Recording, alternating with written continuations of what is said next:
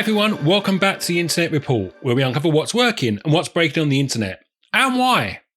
This week, we're looking at the top outage trends for ITOps teams to keep in mind for 2026 and beyond. We'll also review the global outage numbers, which showed an unusual trend over the holiday period. I'm Barry Collins, and I'll be hosting today with the amazing Mike Hicks, Principal Solutions Analyst at Cisco ThousandEyes. As always, we've included chapters in the episode description below, so you can skip ahead to the sections that are most interesting to you. And if you haven't already, we'd love you to take a moment to give us a follow over at Spotify, Apple Podcasts, or wherever you like to listen.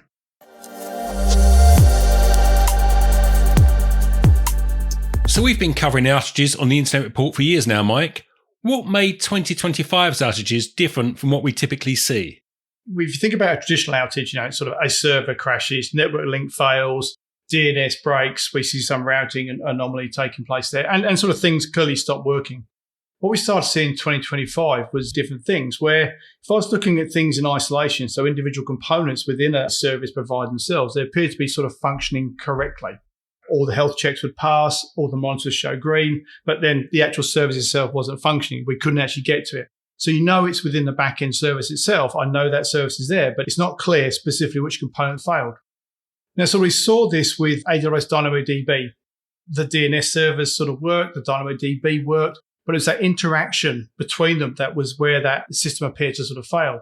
And then we saw similar patterns with Azure and Cloudflare themselves, where individual systems appeared healthy, but it was that coordination between them that appeared to sort of break down.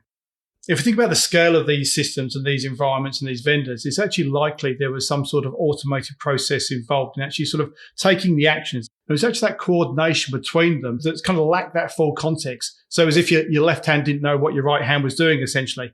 So where we had these systems, an automated process taking place, it was not doing it blindly per se, but it was actually doing it autonomously, making a decision to act sequentially on what it was actually trying to do that without full knowledge of the other processes were taking place at the same time. Let's talk about the AWS DynamoDB DNS incident. Walk us through what actually happened, because on the surface, everything was working correctly, right? If we actually look at the system there, so the DynamoDB backend appeared sort of healthy. And what we say that the database responded normally, so it didn't appear to be any capacity issues themselves. The DNS infrastructure was functioning. So if it was actually querying specifically the DNS infrastructure, they were being answered and name servers responding. Now, the problem actually occurred with this interaction between the two systems themselves, where we're having sort of DNS entries overwritten. So what that meant was when the actual users are trying to connect, or the applications themselves were trying to connect to DynamoDB, we wouldn't get a DNS response. So it actually failed at that first point where we're making a connection. And because they weren't properly synchronized with the available DynamoDB endpoints, we didn't know where we were going to get to. So you may get a valid IP address, for example, but there was no name associated with there. So what happened then from a user perspective is there was failed connections and we actually couldn't get there. So something was actually broken. But if I was to look at those components individually, so if we take this to an enterprise perspective, in this case, the DynamoDB metrics will all appear green. If I'm only looking at the DNS server and the DNS stuff itself, again, all going to appear green. It's only when I look at how these systems need to interact and work together that this coordination failure becomes apparent. This is why I actually need to look at this service holistically, not the individual components that come underneath there. How are they going to interact together and how they're working together is going to determine what the user experience ends up being. You mentioned the Azure and Cloudflare instance had similar characteristics. What's the common thread across all three? The unifying pattern was this coordination failure, the failure between sort of an otherwise healthy system. So we have an automated process which is making effectively an autonomous decision. As a task complete, it's acting on that. Now, the automation worked as designed, but what the design is likely didn't take into consideration is these edge cases. How would they interact in certain failure conditions? What if something occurred there that was interacting with that system, so we had some sort of timing slip? Now, the other sort of common thread across these was they weren't small localized issues. They actually cascaded globally within minutes. Because these systems are so interconnected, what might actually be a subtle timing issue where I slightly miss where I'm going to update a file or I'm going to overload that system. Because I have these vast interconnected systems themselves, it can actually propagate in seconds. And if we think about the systems involved, so we're thinking about the likes of AWS, Azure, Cloudflare, these are also then embedded in countless services. So it's not just those services themselves, it's the services that those providers supply to these other applications. Companies already using automation extensively, autoscalers, remediation tools, AIOps platforms. So what's changing that makes you think 2026 will see more of these interaction failures? What's likely to change with that is the sort of the scope and sophistication is likely to shift. So if you think about what we're dealing with now, the automation is mostly reactive and single purpose. Scale when a CPU hits 80%, restart when you get a memory leak. If you think about the way we've got these interconnected systems and we're now sort of relying on these other third-party dependencies, we're utilizing these different areas with these best-of-breed solutions. We're dealing with all these different automation processes coming in place. And if we're actually utilizing a provider that's providing these services, other applications, we have my automated processes on top of their automated processes kind of interacting together. So it's these complex decisions that historically we effectively had human coordination for to sort of go between one to the other. It's that scale and that interconnection that's likely to change. How that's going to impact itself there is this speed. Because we're dealing with these automated processes there, and as we've seen in some of these examples of the outage we saw to the back end of 2025 there, they can propagate these decisions across infrastructure in seconds. So where we'd have had this, do I actually press the button and wait for this system now, let me just see it's going, or effectively these sequential processes where I go through step at a time, now I'm effectively having them happening all at once. It's harder to roll it back, so I can actually see this propagate really quickly. And then the scope of it itself. So I'm coordinating this now across multiple domains, some of which I have no control or I don't own over. All I have responsibility for is that service delivery chain itself. And then again, because of this sort of third-party dependencies, each one of these systems or these domains can effectively make a decision autonomously. I'll make a decision that suits my purposes without any consideration, if you will, to another process or different part of the service delivery chain that is not under my control. I'm going to optimize for my environment without necessarily understanding specifically what happens across the whole service delivery chain. You've touched on three distinct risks: cascading failures, optimization conflicts, and intent uncertainty. Can you give us a concrete example of how one of these plays out in the real world? So let's walk through a potential optimization conflict scenario. So you've got automated cost optimization, watching your cloud spend. Then you've got automated performance monitoring, sort of managing your database response times. And then you've got automated traffic routing to distribute load across different regions. So how could this then go wrong? So the cost automation sees expensive database instances in Singapore, right? And it starts migrating these workloads to cheaper, let's say US East instances themselves. Now, at the same time, the performance automation notices an increase for latency for the APAC users because we have these workloads starting to shift to different parts of the world. So the routing automation then sort of sends more traffic to Singapore, which increases the load, which triggers the performance automation to add more capacity. So remember, coming back to this cost automation, I actually see this new capacity, and I start migrating back to US East for these cost savings. What I'm starting to get is this oscillation. Not one of those processes is actually wrong, but what they're doing is working against each other. So in this particular scenario, if I'm actually looking at it from the user point of view, what they're likely to see is variable latency as the traffic sort of keeps shifting themselves. The infrastructure is then going to be in constant motion. It's never stabilizing. My costs stay high, so I'm not actually achieving anything from the optimization perspective because I'm paying for transactions. I'm probably paying for extra transactions and redundant capacity during this oscillation process itself. And because there's sort of no human oversight into this system where these automated processes are taking place, it can effectively go on for a period of time, before we actually start to look in to see what's happening itself there. Cisco has shown how it improved visibility across its own infrastructure, and we'll share the link to that blog post in our show notes. But you said the challenge gets harder when you're dealing with systems you don't own. What do you mean by that? If we think about how applications are developed or services develop, we're utilizing now multiple components of that. Some of it may be within your owned environment. And what I mean by that is effectively that it's under your domain of control, which means you have the capability to instrument it. But there's going to be a lot of those parts which are outside of your control. And this is what I'm saying about where the challenge comes in.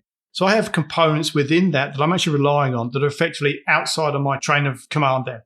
So I can't instrument it. So I need to find another way to combine that holistic visibility together. So to be able to understand how that's interacting or impacting my users' experience themselves. So if I think about that, I have my internal instrumentation. I don't necessarily need to observe those services on the outside. But I do need to understand how they respond to my requests so I can actually see that holistic service delivery chain across there. And this involves every component of that. So understanding how it resolves the names. Is there any sort of third-party API that's actually called from there? With each of these systems, I may well have different automated processes. Because these are outside of my domain of command, I can't instrument those. I also have no understanding of what's going on. So therefore, what I need to be able to see is to look at that holistic service delivery so I can understand not necessarily how those automated processes are making those decisions, but how they're impacting my service delivery chain. So combining my instrumented environment, where I have these processes taking place there, understanding then when something comes in from the outside or something I'm relying on there, what the impact of that is, how those are all put together. And that's effectively that challenge, is being able to see that service delivery holistically, including those stuff that's within my domain of command and that stuff that isn't within my domain of command. And obviously the processes and the automation that's associated with each of those.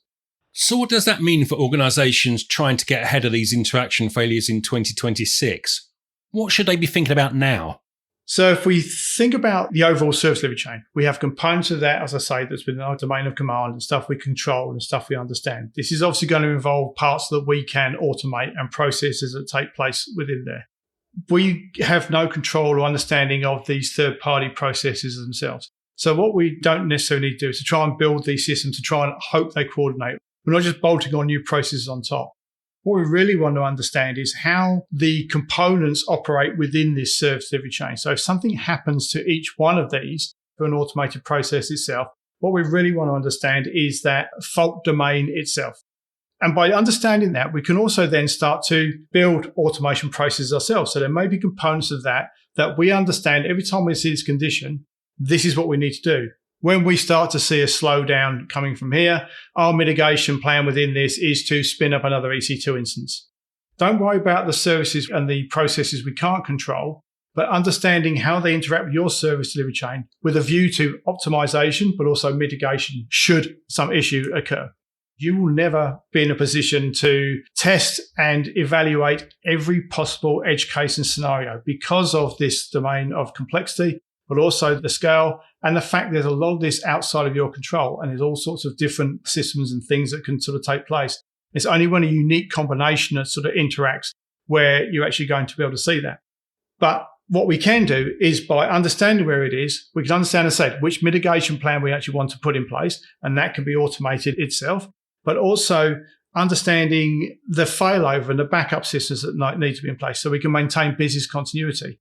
If we lose this component, what is it that we can do to maintain business continuity? And this all comes from really understanding that service delivery chain. So effectively, what I'm saying is concentrate on the outcome, understand the fault domains themselves and the responsibility for each one of those and the function that they do, so that when something goes wrong or we have two interactions with those, you're in a position to be able to take steps around it. Before we go, let's have a look at the recent outage trends. What have you seen in the December and early part of January figures? So if we look at December, we actually showed elevated activity overall. Week over week, we did see declines during the actual holiday period. So from 364 global outages in early December, it dropped down to 199 after that holiday period. Now that drop during the holiday weeks is what we'd normally expect to see. But in the broader context, we saw December as a whole was significantly elevated compared to November. The activity began recovering in January, as we typically see. So the first full week of January saw outages increase by 28% globally and 90% in the US. By mid-January, continue that modest upward trend, and we're still tracking the month to see sort of where the January totals end. Now, with the elevated December numbers, we saw the expected holiday week suppression, but the month-over-month comparison sort of tells us a bit of a different story, what may have actually been happening operationally. Just how different was December to what we normally see? The numbers are striking. Global outages increased 178% from November to December. So they rose from 421 to 1,170. And the US saw an even bigger jump, 284%, which was an increase from 153 to 587. Now, if we actually look back historically, so I look back at 2022, 2023, and 2024, what we typically observe from that November to December is a lower outage activity, where they start to drop. This has then historically been followed by elevated activity in January, suggesting an accumulating maintenance work has been addressed post-holiday. Now, what we saw in December 2025 compared to previous years is we showed the opposite pattern. So we saw this elevated activity in December rather than sort of being deferred to January. So what this might suggest is that some network operators may have actually shifted their approach, potentially looking to complete maintenance-related work before the holiday period rather than after. And this could represent a more proactive operational strategy to avoid what we have seen historically, a concentration of activity in January, where we have operational tasks or maintenance tasks overlapping with each one. So then, potentially causing this cascading failures where we get these multiple tasks trying to complete simultaneously in this compressed post-holiday timeframe. So we can't definitively confirm that that's the underlying cause, but the observed pattern is notably different than previous years. So this December spike in outages had maintenance-like characteristics. The time of day we actually saw them, relevant to the impact zone themselves, and this typical holiday week suppression in late December. Now, the January numbers so far appear to be tracking low in December. If this is indeed a deliberate shift, it could represent different operational planning, spreading the work more evenly rather than trying to concentrate it into an all post-holiday period. And that's our show. Please give us a follow and leave us a review on your favourite podcast platform. We really appreciate it. And not only does this help ensure you're in the know when a new episode is published, it also helps us to shape the show for you. You can follow us on LinkedIn or X at ThousandEyes, or send questions or feedback to internetreport@thousandeyes.com. Until next time, goodbye.